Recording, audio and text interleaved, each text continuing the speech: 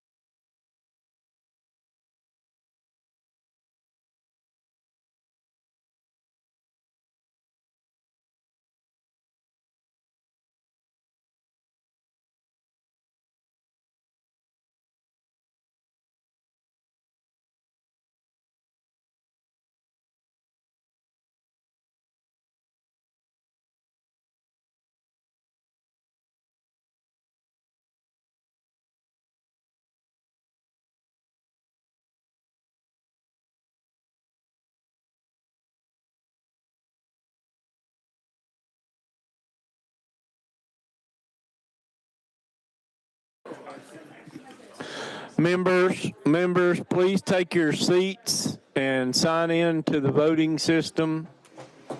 We're getting ready to get started.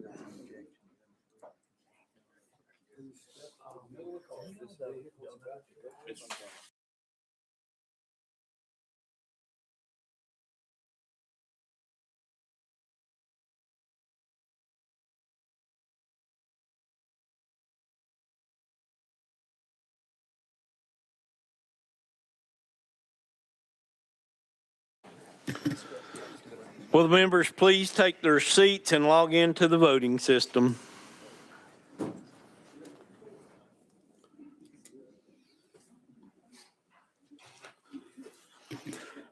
Good afternoon. Today is Wednesday, March 24th, 2026. I hereby call State and Local Government Committee to order.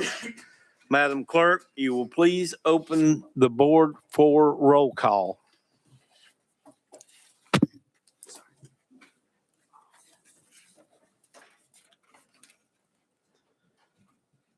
Does anybody need any more time?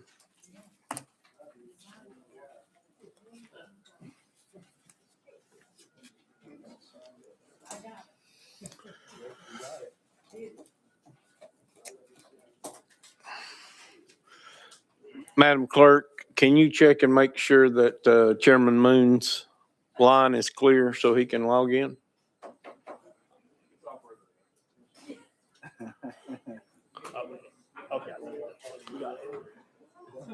All right. Thank you. Madam Clerk, you will close the board and announce if we have a quorum. Mr. Chairman, you have 17 members present. You have a quorum. Thank you, Madam Clerk. Do any of the members have any personal orders or announcements before we begin today? Seeing none, we'll move forward. Today we have 114 items on the regular calendar. We have 17 on our consent calendar. So we have a busy day ahead of us. Members, without objection, House Bill 1711, 1710, 2281 will be rolled for 1 week.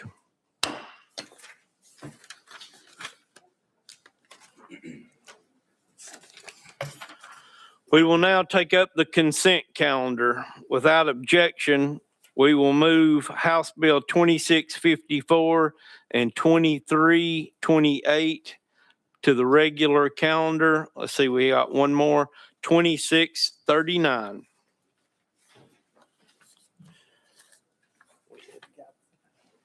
That ain't my bill, is it? No, it's not. None of these. No, it's not. All right. Yeah. All right. we're going to go on the board. All those in favor of passing the consent calendar as it is, please vote yes on the board. Opposed, no.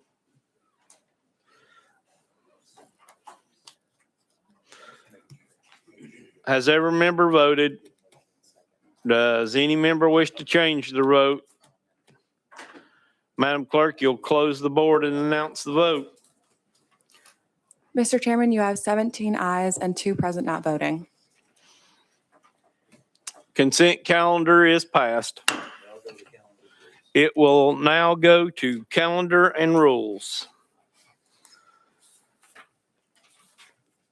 We will now start on our regular calendar.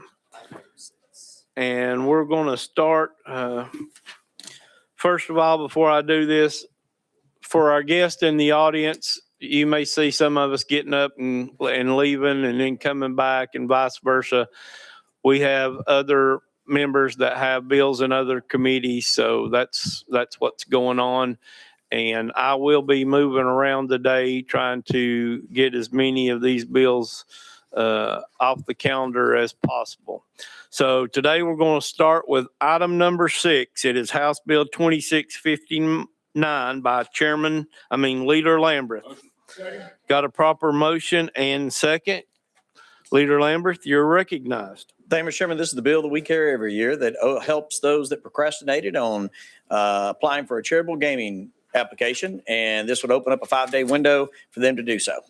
You've heard the explanation from the sponsor. Are there any questions? Chairman Moon. Move previous question, Mr. Chair. Previous question. Okay, hang on just a second. All right, we're going to have to back up. Apparently, this has an amendment. Can you please give us your drafting code? Yes, sir, Mr. Chairman. And that amendment is coded 016281, and that's my mistake, not yours. We got a proper motion and a second on the amendment. Would you like us to place the amendment on the bill for discussion? Yes, sir, Mr. Chairman. Without objection, all those in favor of Amendment 16281 going on to House Bill 2659, please say aye. Opposed, no. Bill's now amended. We will now go to questions for the sponsor, Chairman Moon. Move previous question, Mr. Previous Chairman. question's been called. We're ready to vote on House Bill 2659. Moving on to Finance, Ways and Means. All those in favor, please vote yes on the board. Opposed, no. Has every member voted? Does any member wish to change their vote? Madam Clerk, you'll close the board and announce the vote. Mr. Chairman, you have 21 ayes and 0 noes. Bill moves on to Finance, Ways and Means. Thank you, Mr. Chairman, members of the committee.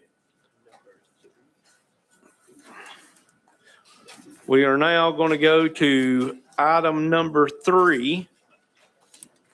This is House Bill 2549 by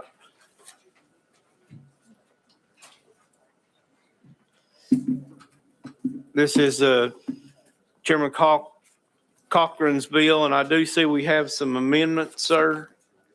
Thank you, Chairman. Yes, sir. I believe the one that we are working with is the one from Subcommittee 014931. Is that what you have? There is a new amendment that has been filed. Okay. And do you have it? Stand by 1 second, if All you don't right. mind, members. This is Amendment 015946. Okay.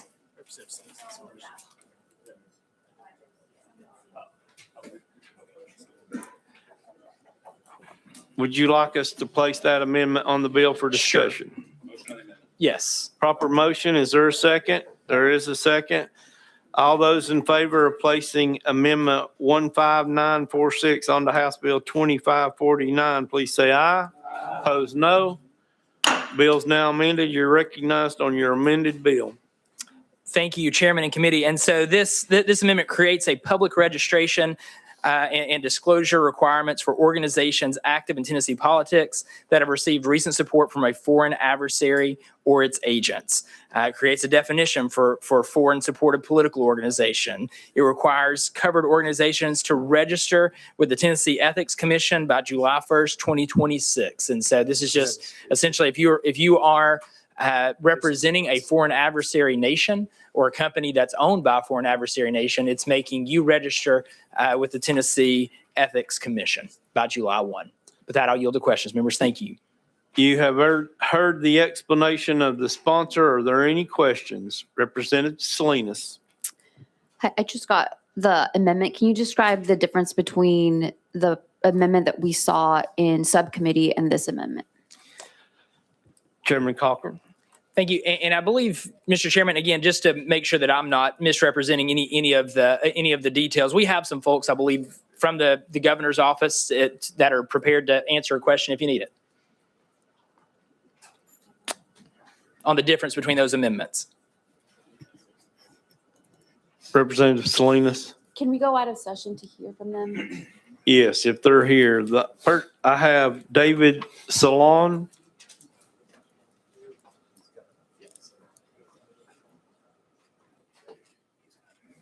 Without objection, we'll go out of session. Mr. Salon, you'll give us your name, who you're with, and you'll have 3 minutes, sir. Thank you, Committee and Chair David Solon, representing Governor Lee's office.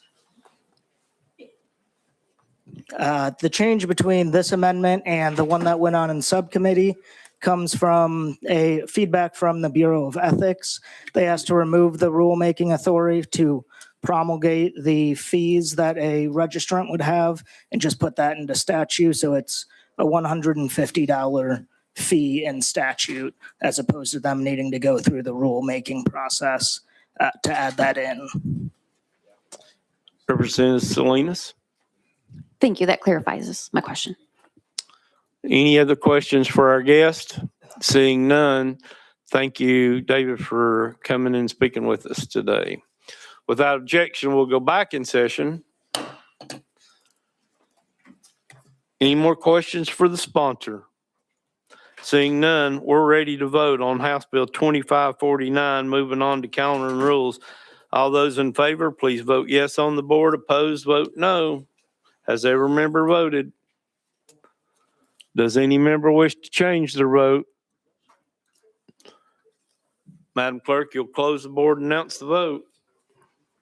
Mr. Chairman, you have 16 ayes and 2 noes. Bill moves on to calendar and rules. Item number 7. This is House Bill 1827 by Chairman Hicks.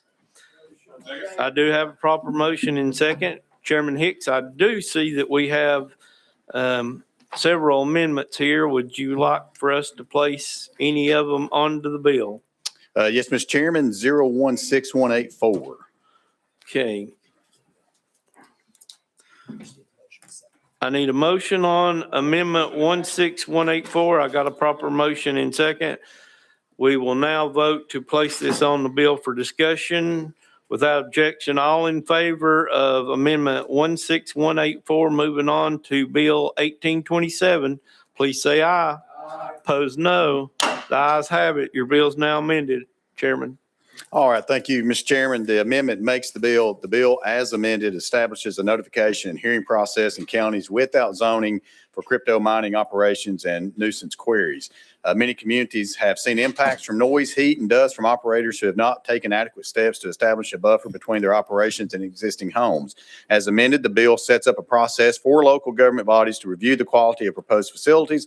The bill contains a list of requirements that operators would need to submit in order to receive approval. With that, I stand to answer any questions. You've heard the explanation of the sponsor. Are there any questions? Representative Mitchell.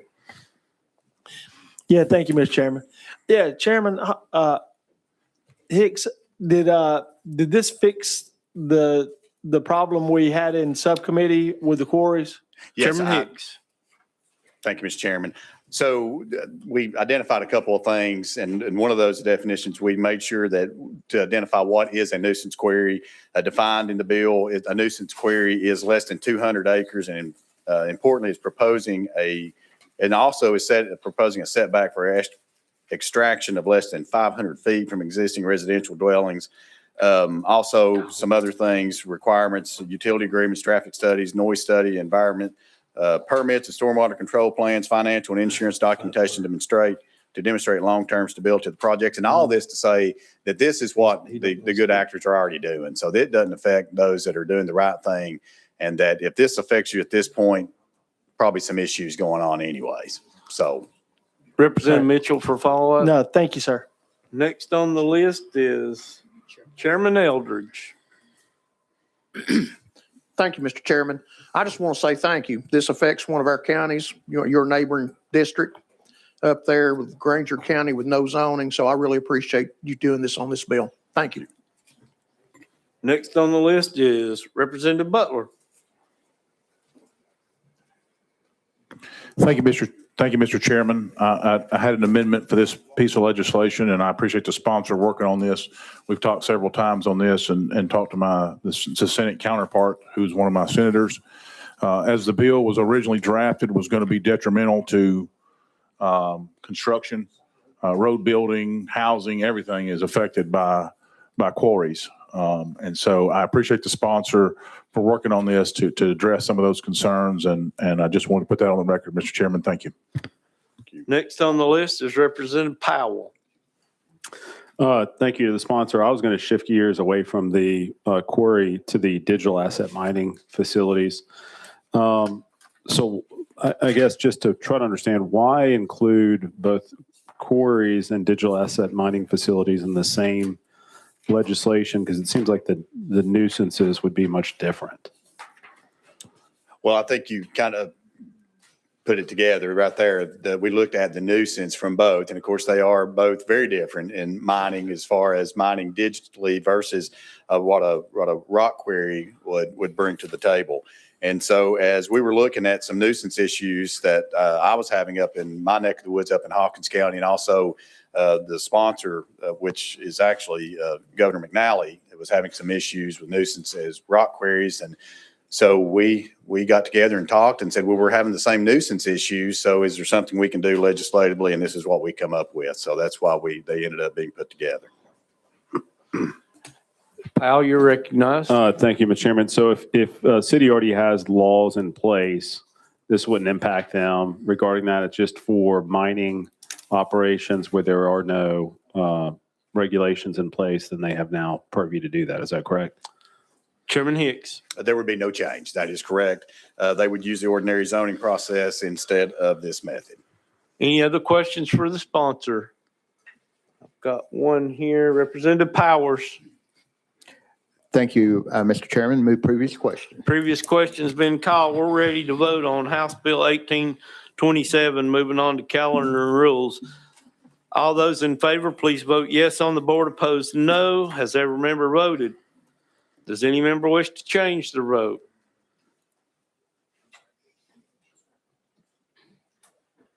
Madam Clerk, you'll close the board and announce the vote. Mr. Chairman, you have 16 ayes and 2 present not voting. Bill moves on to calendar and rules. Item number 8. House Bill 2446 by Chairman Hicks. Got a proper motion and second. I do see we have an amendment. Would you please give us your drafting code, Chairman Hicks? Yes, sir, Chairman. It's 016214. That is correct. I've got a proper motion and second on the amendment. We'll place the amendment on the bill for discussion. Without objection, all those in favor of 16214 going on to House Bill 2446, please say aye. Opposed, no. Bill's now amended. You're recognized on your bill. Thank you, Mr. Chairman, committee. This bill simply sets up a volunteer firefighter vehicle grant program. It'll be established to provide grants to select volunteer fire departments to assist with the local match for federal grants to purchase vehicles. The Commissioner of Commerce and Insurance shall endeavor to distribute the funding proportionally based on the number of recognized volunteer fire departments serving each of the 3 grand divisions. And it is the legislative intent to fund the grant program created by subsection A by providing a sum sufficient appropriation in each fiscal year's annual appropriation. And again, the Commissioner of Commerce and Insurance shall promulgate the rules. You've heard the explanation, sponsor. Is there any questions? Seeing none, we're ready to vote on House Bill 2446, moving on to government operations. All those in favor, please vote yes on the board. Opposed, no. Has every member voted? Does any member wish to change their vote? Madam Clerk, you'll close the board and announce the vote. Mr. Chairman, you have 19 ayes and 0 noes. Bill moves on to government operations. Thank you, Mr. Chairman and committee. Next on today's list is House Bill 0725 by Chairman Hilton Hayes. I do see, we got a proper motion and second. I do see we have amendments. Would you please give the amendment drafting code? Yes, sir. 15505. Proper motion and second on the amendment. Would you like us to place it on the bill for discussion? Yes, it rewrites the bill. All those in favor of Amendment 15505 going on to House Bill 725, please say aye. Opposed, no. Your bill's now amended. You're recognized on your bill. Thank you, Mr. Chairman.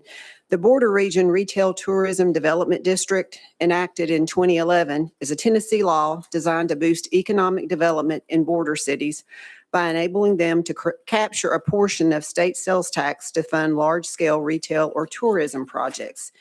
This bill will extend the border region for a 5-year extension, $2 million threshold, 50-50 split with the municipalities. This legislation expands the Border Region Act investment and reimbursement period for development, which is currently in statute, by 5 years. Currently, the investment period is set to end in 2027, but with this bill, it will extend that period to 2032 and the reimbursement period from 2047 to 2052. As a reminder, the Border Region Act applies to areas of Bristol, Kingsport, and East Ridge to drive economic development and serve as an incentive for growth over bordering states. This bill also adds 2 new requirements to the Border Region Act statute. All new private development projects must be a minimum investment of $2 million to qualify for the reimbursement structure of the program. And for the proposed extended reimbursement period from 2047 to 2052, this bill codifies that the municipality will receive 50% of the revenue generated during this period, and 50% will go to the investing development. This 50-50 structure allows the public to share equally in the sales tax generated in the final 5 years of the act. And with that, Mr. Chairman, I stand for questions. You've heard the explanation of the sponsor. Are there any questions for the sponsor? Chairman Moon. Thank you, Mr. Chairman. Move previous question. Previous question's been called. We're ready to vote on House Bill 0725. Moving on to Finance, Ways and Means. All those in favor, please vote yes on the board. Those opposed, vote no. Has every member voted? Does any member wish to change their vote? Madam Clerk, you'll close the board and announce the vote. Mr. Chairman, you have 19 ayes and 0 noes. Bill moves on to Finance, Ways and Means. Thank you, Mr. Chairman and committee. All right, we're going to item 4.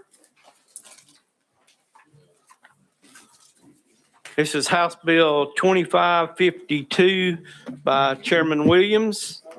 Got a proper motion and second. I do see we have some amendments. Would you please give us the drafting code of the amendment you would like placed on the bill? Yes, Chairman.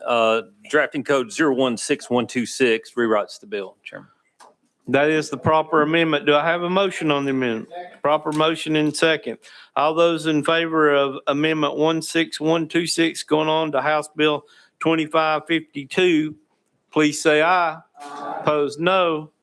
Bill's now amended. You're recognized on your amended bill, Chairman. Thank you, Chairman and members. House Bill 2552, as amended, is the Housing Supply and Development Accountability Act administration bill asked for me to be carried. This bill rewrites the bill and creates clear rules for developers and local governments and will increase predictability, streamline steps of development, improve overall affordability of development properties. It does 3 things. It establishes a clear shot clock for local governments to respond to developers throughout the permit process. 2, it sets a 2-round deficiency review cap with consolidated feedback.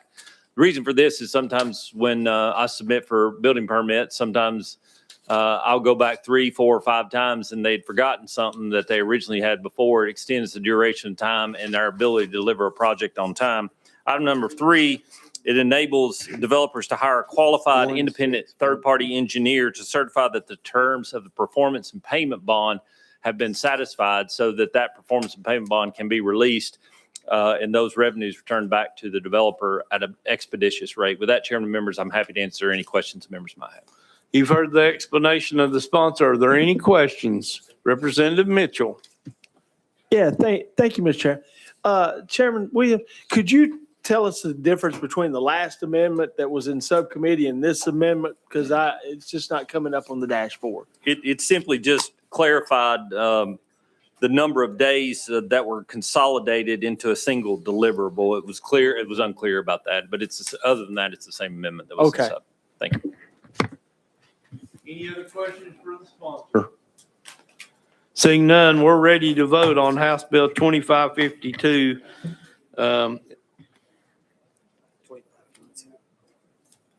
Yeah, I don't know where it's going. I just didn't know if I had to come back. All right. We're voting on House Bill 2552 going on to finance. All those in favor, please vote yes on the board. Those opposed, vote no. Has every member voted? Does any member wish to change their vote? Madam Clerk, you'll close the board and announce the vote. Mr. Chairman, you have 18 ayes and 0 noes. Bill moves on to Finance, Ways and Means. Chairman, for what purpose? Thank you, Mr. Chairman. At this time, I'd like to ask, bring up item 39 and 40 by Chairman Williams.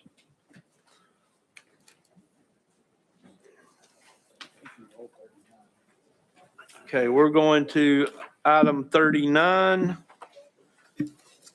And this is one of the bills that was rolled for 1 week. That's okay. We'll go to item 40. House Bill 2204 by Chairman Williams. Got a proper motion in second. I do see we have an amendment. Please give us your drafting code. 015563. That is correct. Got a proper motion and second on the amendment. We will now place Amendment 15563 onto House Bill 2204. All those in favor, please say aye. Opposed, no. Bill's now amended. You're recognized on your amended bill, Chairman. Thank you, Chairman members. This bill, this amendment was brought to me by the Tennessee State Trooper Association. This amendment establishes a hazard duty designation for members of the Highway Patrol. This would allow for additional compensation for their years of service and dedication to protecting Tennesseans. And that additional compensation is permissive based upon revenues not utilized. That, Chairman and members, I'm happy to answer any questions you might have. You've heard the explanation of the sponsors. Are there any questions? Seeing none, we're ready to vote on House Bill 2204. Moving on to Finance, Ways and Means. All those in favor, please vote yes on the board. Opposed, no. Has every member voted? Does any member wish to change their vote? Madam Clerk, you'll close the board and announce the vote. Mr. Chairman, you have 22 ayes and 0 noes. Bill moves on to Finance, Ways and Means. Thank you, Chairman members. Is that all you got for me today, sir? Just making sure. We're going to go back to item 37. Or no, they're telling me 38 now. 38's the one we rolled. No, sir. Okay. We'll get it figured out. It's the curse of being a W in the 1892. alphabet, Chairman. Do I have a motion on House Bill 1892? Proper motion and second. I do see it has an amendment. Please give us your drafting code. 016143. That is correct. Would you like proper motion and second on the amendment? Would you like us to place it on the bill? Please. Without objection, we're placing Amendment 16143 onto House Bill 1892. All those in favor, please say aye. Opposed, no. You're now on your bill as amended. Thank you, Chairman members. The amendment simply clarified some issues as it related to the priority of a lien as it relates to TIF, that we worked with our local governments to make sure that the lien was perfected in the proper order. But this bill also allows investors to back the debt for tax increment financing projects upfront through a taxpayer agreement.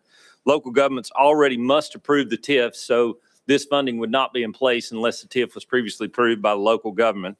The developer must wait for tax increments to actualize before receiving steady capital to pay off the debt of the project, so they may improve that area. This allows for those tax increment financing projects to happen sooner and be completed quicker. With that, Chairman and members, I'm happy to answer any questions the members might have. The sponsor, any questions? Seeing none, we're ready to vote on House Bill 1892. Moving on to calendar and rules. All those in favor, please vote yes on the board. Those opposed, no. Has every member voted? Does any member wish to change their vote? Madam Clerk, you'll close the board and announce the vote. Mr. Chairman, you have 21 ayes and 1 present not voting. Bill moves on to calendar and rules. Thank you, Chairman and members.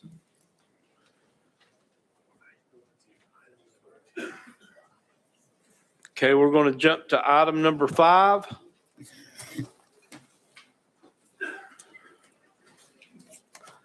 This is House Bill 2547 by Representative Cochran. We have a proper motion and second. I don't see any amendments, so Chair, let's see here.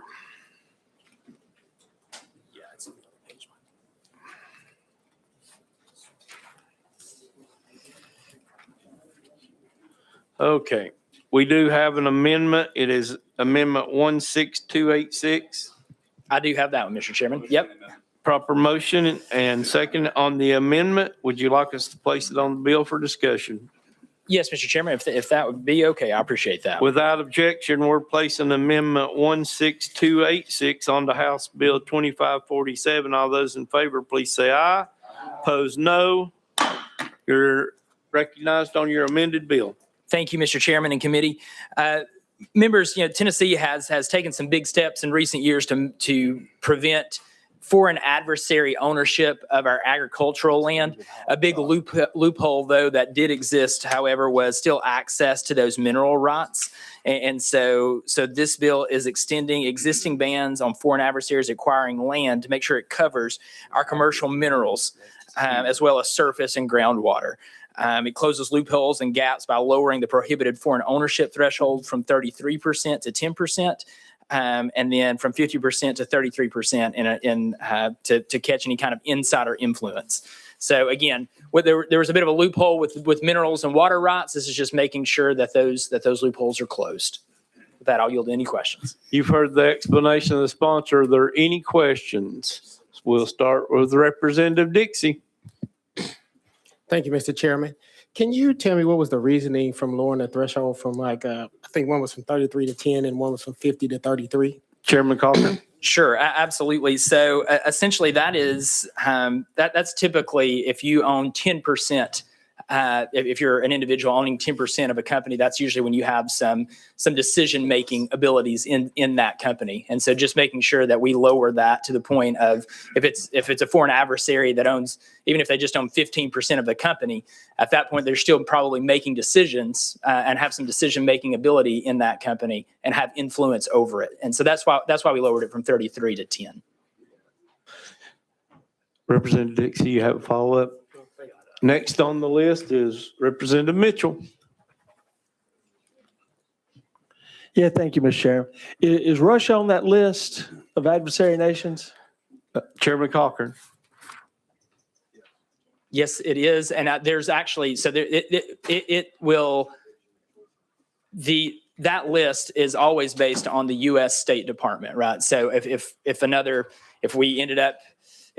nation needed to be added to it and that were added federally, our state list adapts to that. So correct. Yes. Whatever the current federal list of foreign adversaries is, that would be the same for the state of Tennessee.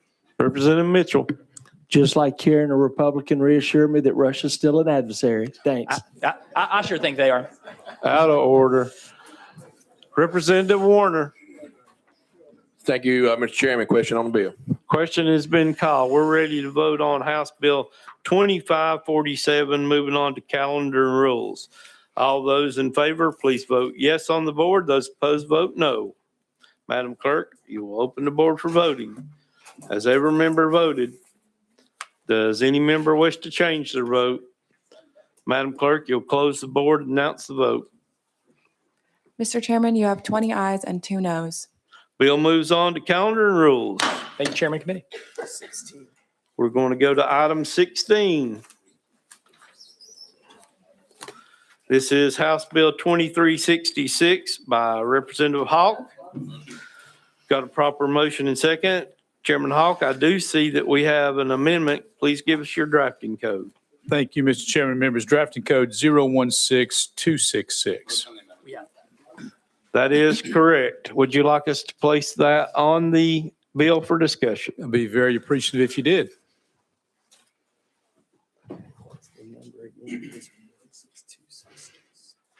All right, we're now placing 16266 on to House Bill 2366. That's a mouthful. All those in favor, please say aye. Opposed, no. If you'd like to be recorded as a no, please see the clerk. Your bill's now amended. You're recognized on your amended bill. Thank you, Mr. Chairman and members. Tennessee has 8 tourism development zones, TDZs, across our state. This bill helps to protect jobs and local businesses in the tourism hotspots of our states by making sure that local governments do not choke off economic activity. It will set a statewide framework in which TDZs operate to ensure that we keep our state's tourism destinations open, clean, and thriving. Ensuring open commerce in our TDZs is essential. Blocking streets only for emergencies and approved events is one of the primary goals of this bill. This bill also, in a secondary reason, will allow addition of the Tennessee Highway Patrol to assist with local law enforcement within any TDZ as necessary. There need to be clear guidelines for deliveries, rideshare services, pedestrian events, and overall transportation needs. This bill allows for local municipalities and public authorities to find innovative solutions and ideas in their development zones while applying a statewide standard for all state zones. In conclusion, this bill helps local businesses in our state by ensuring that streets are not blocked and deliveries and drop-offs can be made without interference from local governments. You've heard the explanation of the sponsor. Are there any questions for the sponsor? Representative Mitchell. Yeah, thank you, Mr. Chairman. So does the local municipality have to ask the state before they can close a road? Chairman Hall.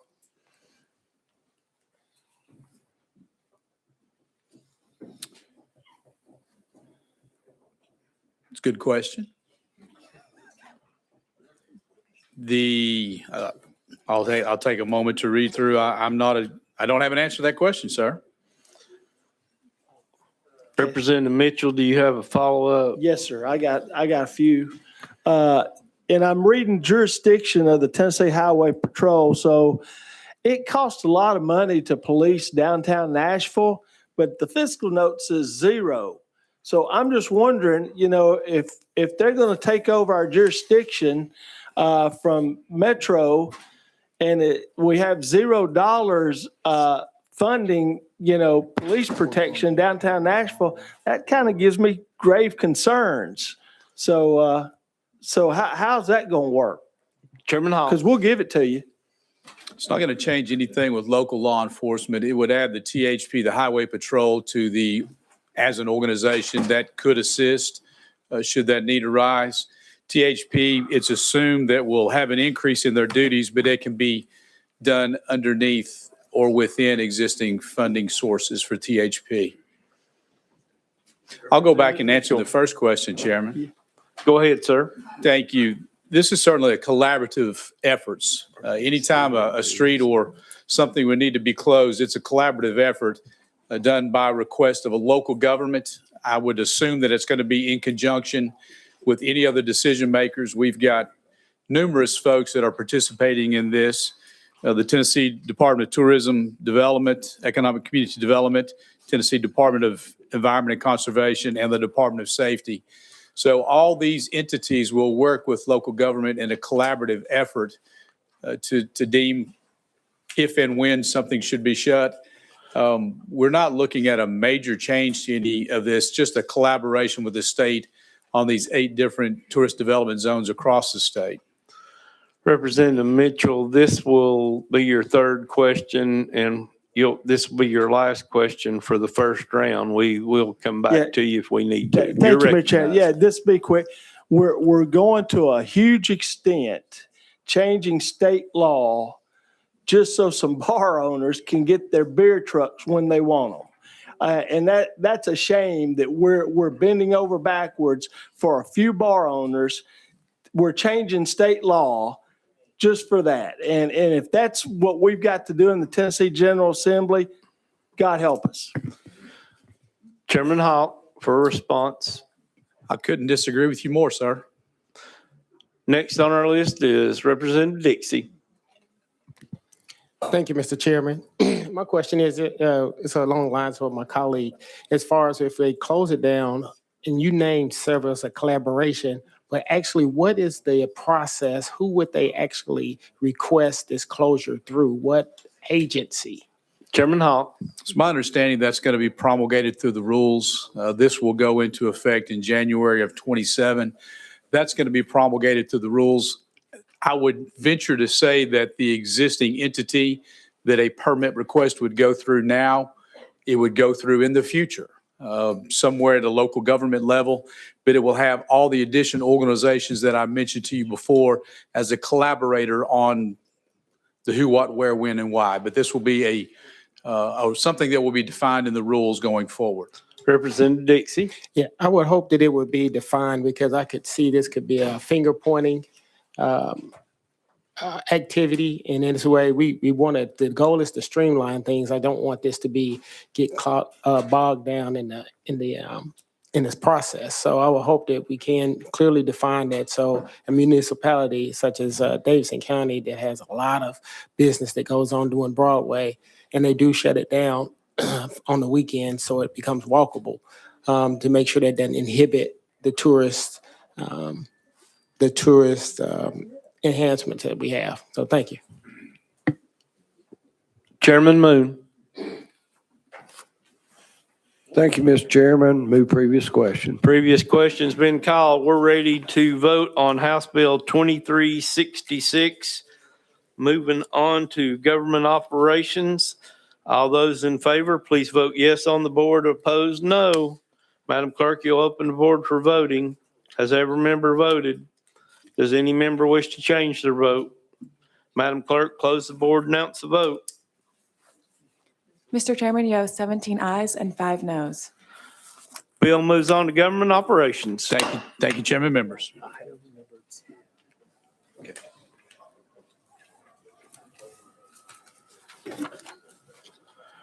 All right, item number 10, House Bill 0794 by Chairman Vaughn. Do I have a motion? Proper motion and second. I do see we have some amendments, Chairman Vaughn. Which one would you like to run, or do you want to run all of them? If you would, stand by here for just a moment, Mr. Chairman, while I get something so I can see what those amendments are. Stand by. All righty. 794.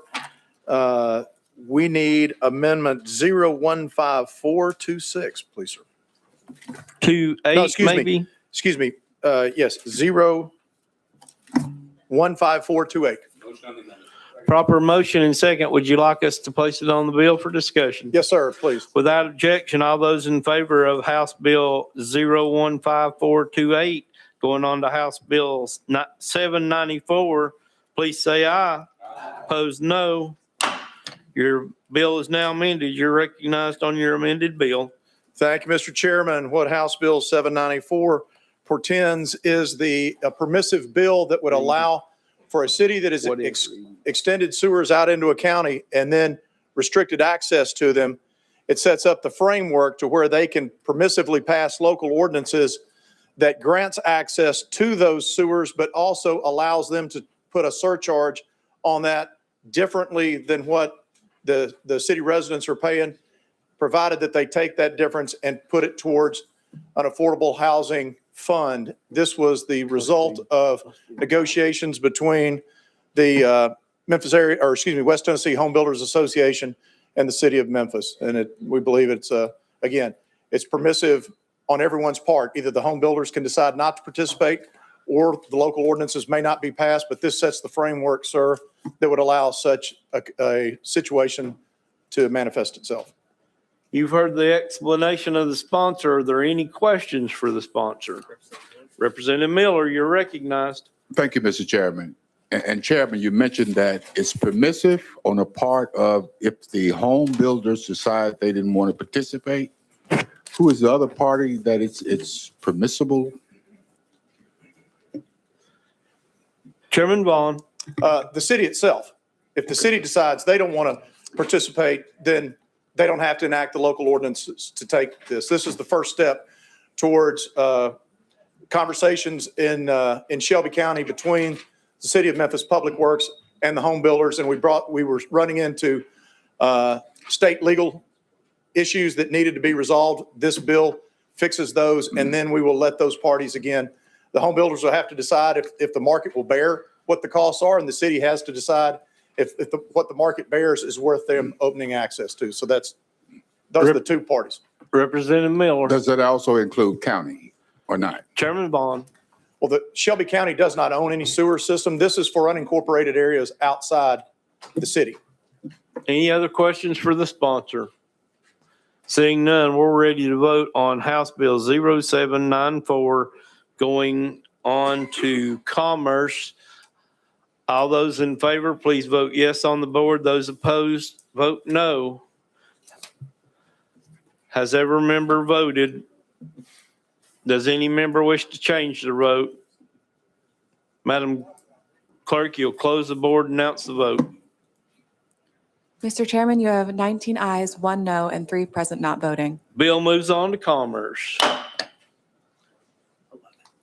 Next on the list is House Bill 1932 by Chairman Vaughn.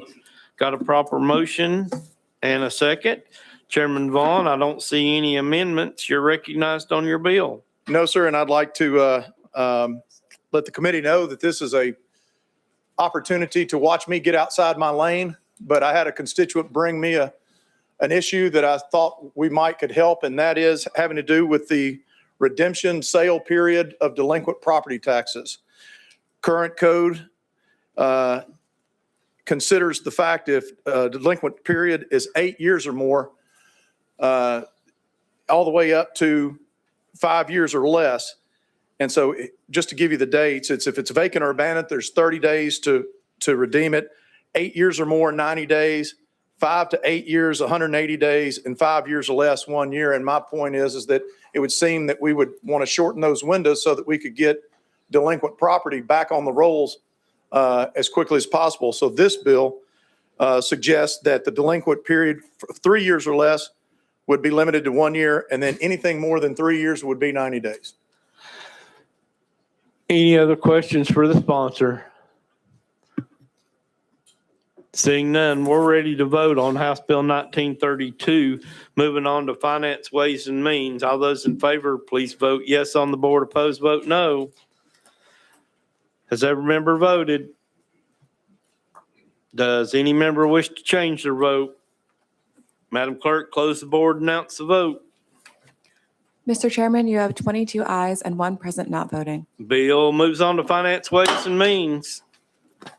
Item number 12, House Bill 2386 by Chairman Vaughn.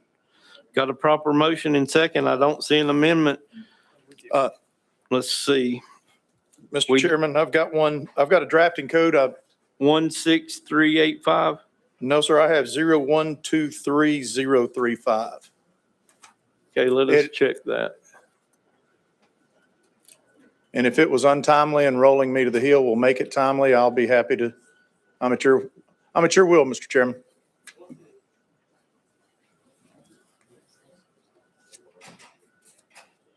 We're checking the computer to see if it's in there. And what the amendment did was remove the portion that caused. You've not been recognized. Oh, sorry, sir.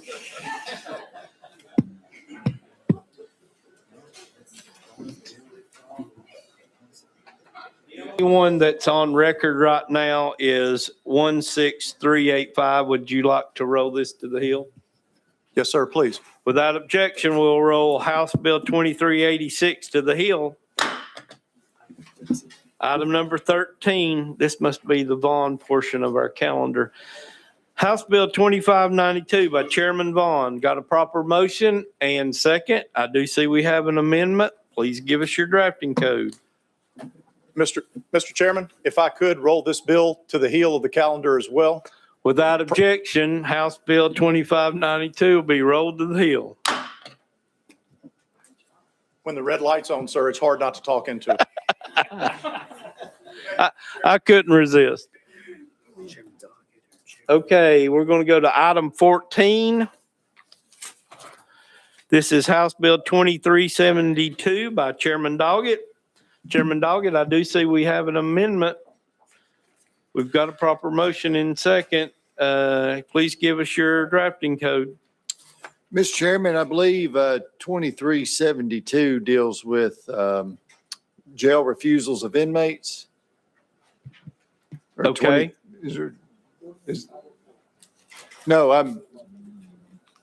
If that's the bill there, I think I sent a request in to take that one off notice. Okay, without objection, off notice. Which one? Item number 15, House Bill 2373. Got a proper motion and second. Let me read this here.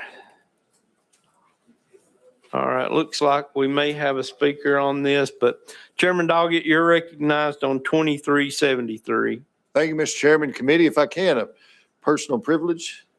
Sir. I have Mr. Mark Gandy, a constituent of mine, back here in the back, and then Jenny Rose Walter and her son Grayson are with us today. So please help me welcome them to state and local.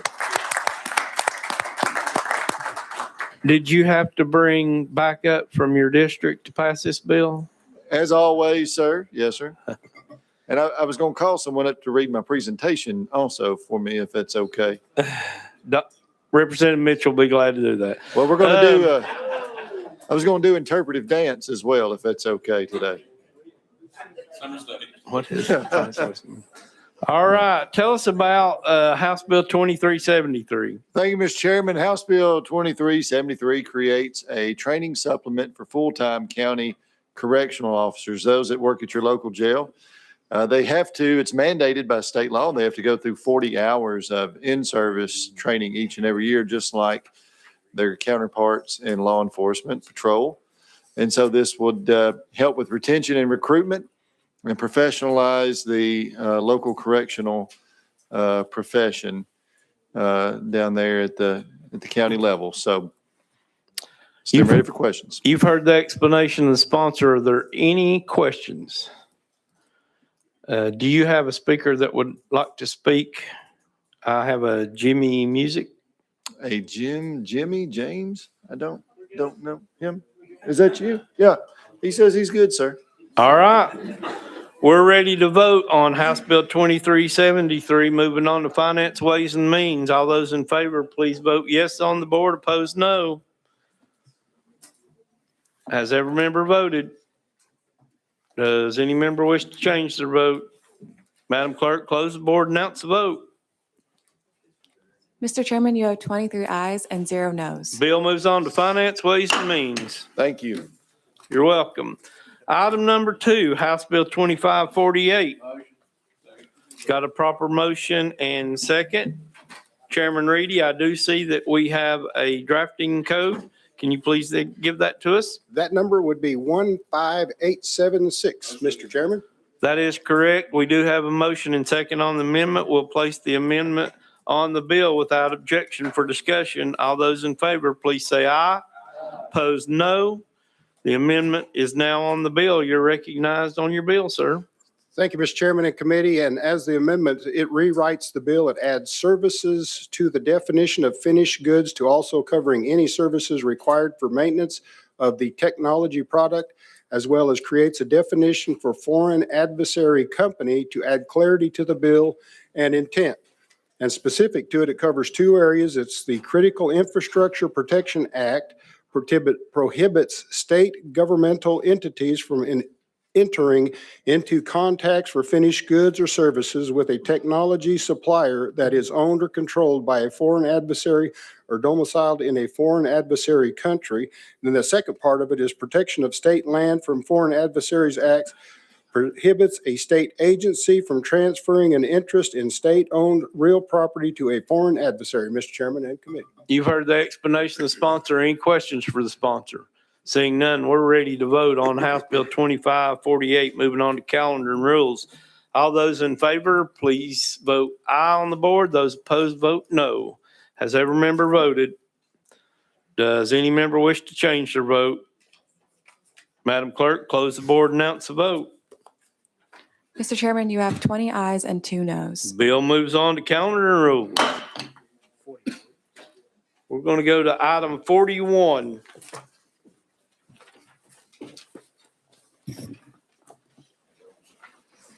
House Bill 1986 by Chairman Grills. Got a proper motion and second. I do see an amendment. Will you please give us your drafting code? 015728. That is correct. We have a proper motion and second on the amendment. Would you like us to place it on the bill for discussion? Yes, sir, please. Without objection, we're going to place Amendment 15728 onto House Bill 1986. All those in favor, please say aye. Opposed, no. Your bill is now amended and you're recognized. Thank you, Mr. Chairman. This bill would require that a county that incurred expenses for a criminal prosecution instituted against a state prison inmate because of the conduct they exhibited inside a state prison or institution in that county to provide invoices to the Department of Corrections for reimbursement. You've heard the explanation of the sponsor. Are there any questions? Representative Miller. Thank you, Mr. Chairman. Chairman, there are many individuals, state inmates that are currently in county government. Will this have anything to do with those payments that those counties are currently due? Chairman Grills, you're recognized. Thank you, Mr. Chairman. I honestly cannot answer that, Representative Miller. The code of section 4025-129A3 is what it references. I'm not sure if those are considered when they're in a county jail or not. But these are just my understanding is the prisoners that are in state facilities is what I'm understanding. But I cannot speak with certainty. Representative Miller, you got a follow-up? Well, I don't know if legal could answer that or not. Are you want to hear from legal? Without we? objection, we're Thank you. out of session to hear from legal. Ask your question again, sir, to the legal. Well, again, there are a number of individuals that are in county jails, but they're due to be sent to state prisons. But while they are there, they are accumulating a cost. I can come up with over $100,000 of state dollars that are owed to Shelby County, actually more than that. And I'm sure other counties are experiencing the same thing. Is the state responsible for those payments under the current legislation? Matt Money from Legal. So what this bill applies to are state inmates who are housed in state correctional facilities, not county correctional facilities. The issue is that if an inmate commits a crime in a state penitentiary, he has to be prosecuted by the local prosecutor, the county prosecutor, or the DA. So their out-of-pocket costs for that prosecution would be reimbursed by the department. Thank you. While we're out of session, any more questions for legal? Representative Salinas. How would this interact with federal inmates that are at state facilities? For example, the ICE detention in Mason, which has a federal contract as well. Legal. Thank you, Matt Money from Legal. I don't think it would apply to them because these are inmates that have been convicted of state crimes that are in state facilities. Representative Salinas, follow up. But if someone committed a crime, that is a state facility, or is it not a state facility? Legal. Matt Money for the record. If someone who was unlawfully present was convicted of a state crime and they were in a state penitentiary, it would apply to them. Representative Salinas. So there's a law, a bill that was making it through that would criminalize under state law, being unlawfully present in the state.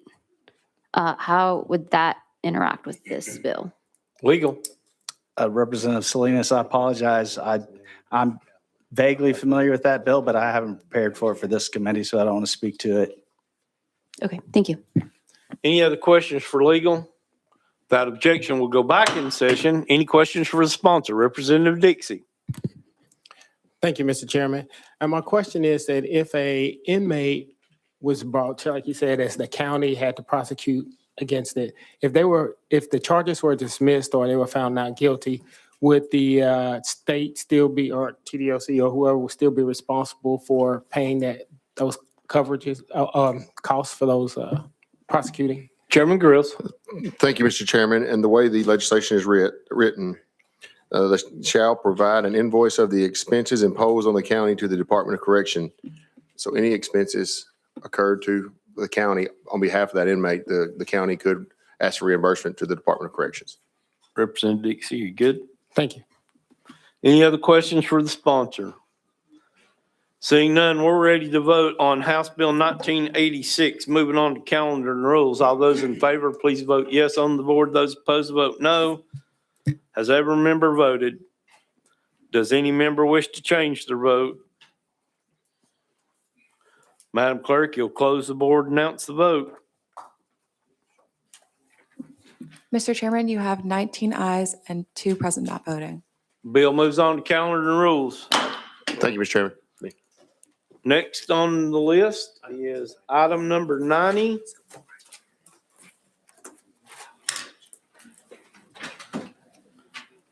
This is by Chairman Rudd. Chairman, do I have a motion? Proper motion and second. Chairman Rudd, I do see we have an amendment. Please give us your drafting code. Mr. Chairman, should you give me the bill number? 1743. All right. Let's see, I have 13995. That is correct. We got a proper motion and second on the amendment. Would you like us to place it on the bill for discussion? Yes, thank you. I Without appreciate it. objection, we're voting on amendment number 13995 going on to House Bill 1743. All those in favor, please say aye. Aye. Opposed, no. Your bill's now amended. You're recognized. Thank you. What this amended bill does, the legislation fixes an unintended error in state law. Currently, you use a disclaimer like if, let's say that Mary Littleton was my treasurer 4 years ago, and this year McCallum became my treasurer. Under current state law, you're committing a misdemeanor if you do not put a sticker over the old sign you're still using. That is outdated and ridiculous because they want you to put the new treasurer on there, but the old committee paid for it. So this would simply state, as long as you have the old disclaimer on your old signs, you can continue to use it and not have to update it. You've heard the explanation. Sponsor, any questions? Representative Salinas. Does this apply just for signs or would it apply to like literature that you print out and hand out as well? Chairman Rudd. It would be for any disclaimer. Okay, thank you. Any other questions for the sponsor? Seeing none, we're ready to vote on House Bill 1743. Moving on to calendar and rules. All those in favor, please say aye. Opposed. Oh. We'll go on the board. I couldn't. All those in favor, please vote yes on the board. Those opposed, vote no. Madam Clerk, open the board. All those, has every member voted? Does any member wish to change their vote? Madam Clerk, you'll close the board and announce the vote. Mr. Chairman, you have 23 ayes and 0 noes. Bill moves on to calendar and rules. Item 91, House Bill 1671 by Chairman Rudd. Do I have a motion? Motion. Proper motion and second. And I do see we have an amendment. Chairman Rudd, need the drafting code for 1671. I have 013232. That is correct. Got a proper motion and second on the amendment. Would you like us to place it on the bill for discussion? Yes, sir, it does make the Without bill. objection, we're placing 13232 onto House Bill 1671. All those in favor, please say aye. Those opposed, no. Your bill's now amended and you're recognized. Thank you, Mr. Chairman, committee. What this does is any time that any municipal government or government agency, not a private organization, ships homeless people from one county or one municipality to another, they're first supposed to call the receiving municipality or government to see if they are equipped to handle them and they are equipped to house them. And that is simply what the bill does. You've heard the explanation of the sponsor. Any questions? Representative Martin. Chairman Rudd, if the receiving county says they're not equipped to receive them, I mean, like, let's say in Chattanooga, they called Tracy City and Tracy City said, no, we don't have any services. What happens to those people? Chairman Rudd. They have to either stay there or they have to send them somewhere else. They can't take someone to a homeless person to a receiving county. It wouldn't be fair to the homeless person if they're not able to take care of them. We don't want homeless people just dropped off and go into the woods or hang out on city streets. We want to make sure they're housed and taken care of. Follow up. Any other questions for the sponsor? Representative Bricken. Thank you, Mr. Chairman. You said municipalities or this county sheriffs or both? Does this apply to both county sheriff's offices and municipal police offices? Chairman Rudd. Yes, it would be county and city government of a particular area. It does not, however, apply to nonprofits, even if they are partially funded by the government. That only applies to government agencies. Okay. Any other questions for the sponsor? Representative Dixie. Thank you, Mr. Chairman. To the sponsor, so you're saying that a governmental agency or the government can round up unhoused people and send them to a different location where they have no ties to. It could be within the state or it could be out of the state. It could just be anywhere. Chairman Rudd. Yeah, that's what homeless advocates that came to me and asked me to do this, that apparently that is going on at times. Okay. Representative Dixie. No. Any other questions for the sponsor? Seeing none, we're ready to vote on House Bill 1671. Moving on to calendar and rules. All those in favor, please vote yes on the board. Opposed, vote no. Madam Clerk, you will open the board. Has every member voted? Does any member wish to? Sergeant of Arms, will you please remove the lady? We need you to leave, ma'am. We are not taking, you gotta go. We ain't taking questions from the crowd. Sorry. Has every member voted? Does any member wish to change their vote? Madam Clerk, you'll close the board and announce the vote. Mr. Chairman, you have 14 ayes and 8 noes. Bill moves on to calendar and rules. All right, 93, House Bill 1669 by Chairman Rudd. Do I have a motion? Got a proper motion and second. Chairman Rudd, it looks like we have an amendment. Please give us your drafting code. I have 015306. That is correct. Would you like us to place it on the bill for discussion? Yes, sir, it makes the bill. Got a proper motion and second. Without objection, we're placing 15306 onto House Bill 1669. All those in favor, please say aye. Opposed, no. You're recognized on your amended bill. Thank you, Mr. Chairman. This is a cleanup bill requested by the Secretary of State and our election administrators. It does 4 things. Section 1 establishes a reimbursement procedure in years where the General Assembly provides funds to make primaries. The process will mirror the system the Secretary of State already has in place for reimbursement of presidential preference primaries. Item number 3 is it prohibits private funding of elections of any kind. Currently, we can have private funding of elections with the approval of the Speaker of the House and Lieutenant Governor. This would simply outlaw private funding of elections altogether. Next would be update the filter requirements in light of efficiencies created by digital record keeping. With everything going to digital record keeping, it's caused a problem with storage. And this states that they can store it in a secure area other than on site, as long as it is accessible to by the public upon request and by the election administrator and the election commission. Lastly, hard copies of purged voter records would still have to be filed separately, but the reason for the purge would be stored with the voter's electronic record instead of having it attached to each individual purged file. This would save time and space for the local election administrator. Any documentation regarding the purged record would have the same retention requirements as the current purged record has in place now. And that's the bill. You've heard the explanation, sponsor. Are there any questions? Seeing none, we're ready to vote on House Bill 1669. Moving on to calendar and rules. All those in favor, please vote yes on the board. Those opposed, vote no. Madam Clerk, you'll open the board for voting. Has every member voted? Does any member wish to change their vote? Madam Clerk, you'll close the board and announce the vote. Mr. Chairman, you have 19 ayes and 2 noes. Bill moves on to calendar and rules. All right, we're going all the way back to item number 1.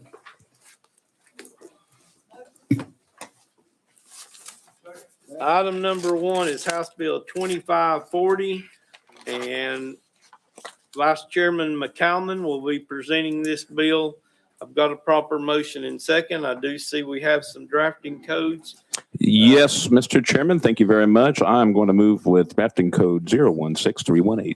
That is correct. Would you like us to place that on the bill for discussion? Yes, please. We do have a proper motion in second. All those in favor of placing 16318 onto House Bill 2504, please say aye. Aye. Those opposed say no. The ayes have it. You're on your amended bill. Thank you, Mr. Chairman. Can we get some coffee in here for everybody? Members, this is an admin bill. We've worked very closely with both the governor's office as well as the TSCA. Essentially, it is an update and a cleanup of the 2012 TEAM Act. We're calling it the TEAM Act 2.0. What it does is modernize what we did in 2012 for streamlined hiring, appeals, and workforce practices. The goal is efficiency, accountability, and common sense employment practices while preserving employee protections. It focuses on practical improvements to help our agencies recruit and manage a high-quality workforce while ensuring the responsible use of state resources. I do know we do have somebody here to testify if that is the will of the committee, and I will stand ready for any questions as well, Mr. Chairman. You've heard the explanation of the sponsor. Are there any questions for the sponsor? Representative Powell. Thank you. So in your explanation, you said this is going to streamline the process and make it more efficient. My question is, when it comes to the appeals process, are there outside parties that are looking at this, or is it just within the state and the Department of Human Resources? Like, who all is included in that appeals process? Chairman McCown. Thank you, Mr. Chairman. Representative Powell, it is the step 3 appeals process is done away with. There is the state employee does have the right to maintain an attorney to help with these negotiations and appeals. You're recognized for follow-up. Yeah, no, I think the step 3 is a very important process, and I guess I just don't understand the rationale for why we would want to do away with that. So, I mean, understand a lot of these points were compromised and negotiated, but for this one, I feel like there should always be that step 3 process for an outside parties to be looking at an appeal and not just keep it within the state's purview. So could you explain why that step 3 process was done away with? Chairman McCalman. Thank you, Mr. Chairman, and to my friend from Davidson. It was because the appeals process was a little antiquated and really ineffective. We negotiated with the TSCA with regards with their concern to keep it. Ultimately, what we ended up doing is removing the current prohibition in the TCA, and additionally, we made explicit the decisions at step 2 would be eligible to go to court if the employee wasn't satisfied with the appeal, and that was ultimately where we ended up, sir. Any other question? Follow-up? Next on the list is Representative Warner. Thank you, Mr. Chairman. Can we go out of committee and hear testimony?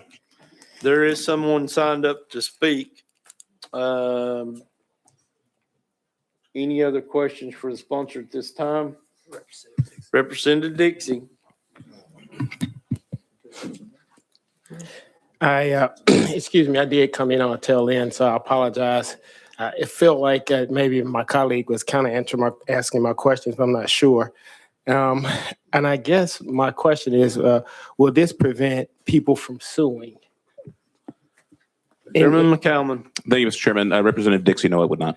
And then I guess, I'm sorry, I kind of got, if it doesn't, what's the process? How would they do it? If they have to go through Chancery Court, if they go to Chancery Court, it would be like pretty timely and costly. And I'm not really sure why a third-party independent review is unnecessary. It seems like that's kind of like someone grading their own homework. You have to have someone with an independent review in order to make it happen.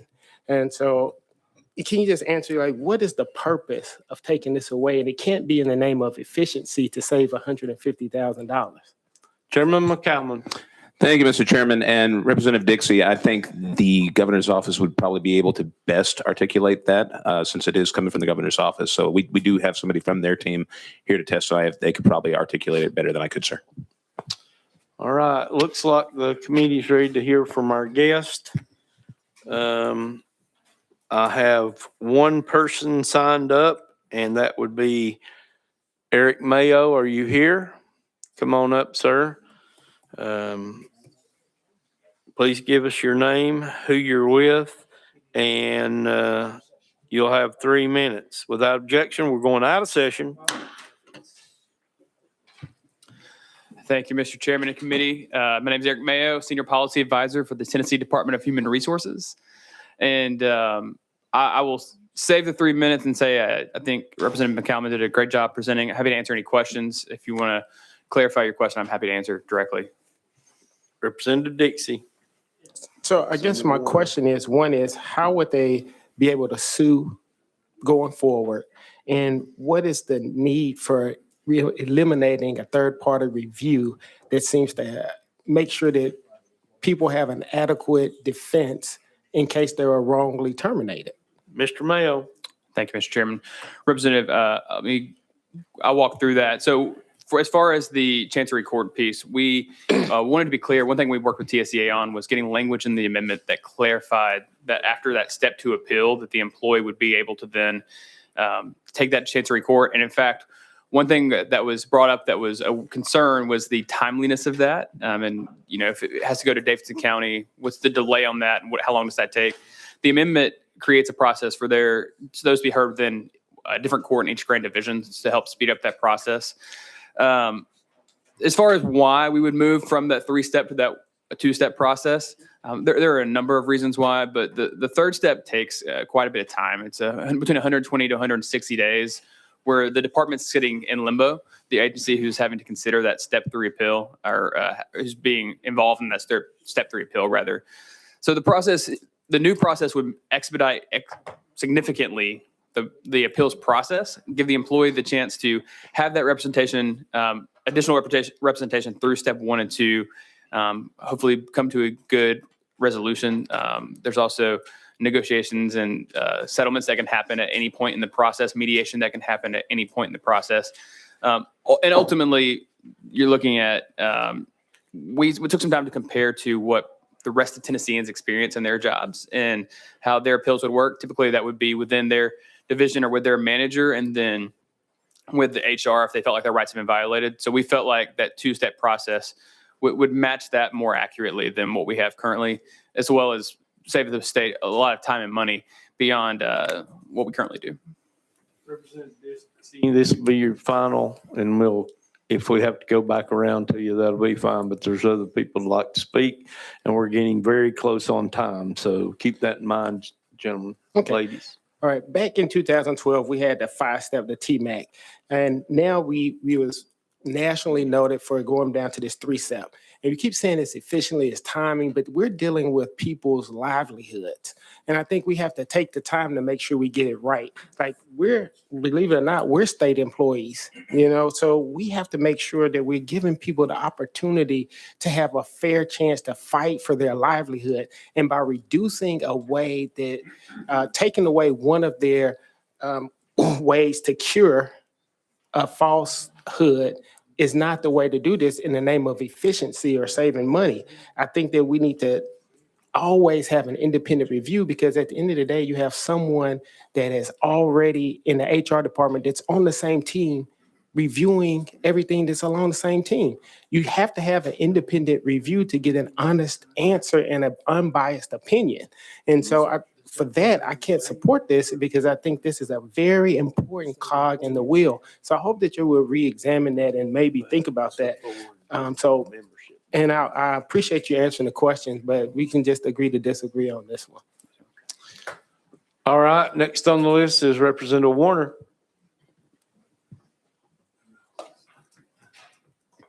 Thank you, Mr. Chairman. First question would be for you, Mr. Chairman. Do we have anyone else scheduled to testify on this? No, sir. All right, my next question would be to Mr. Mayo, and thank you for being here. And both sides have been in my office several times. And is it in your opinion, have y'all come to an agreement you feel like, or are we there? Are both sides good?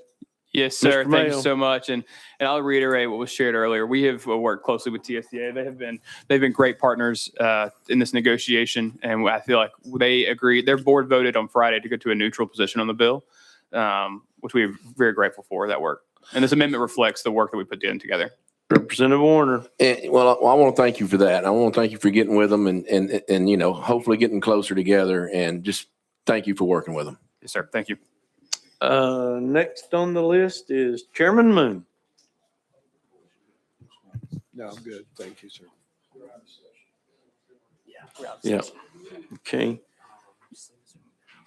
Representative Powell. So question, you referenced you were looking at other employers. You talking about private employers, or who else are you using to sort of baseline this off of while we're doing away with this third step process? You're recognized. Thank you, Mr. Chairman. Yes, sir. When I made that comment, that's what I was referencing, was just the experience the fellow Tennesseans have, taxpayers have throughout the state.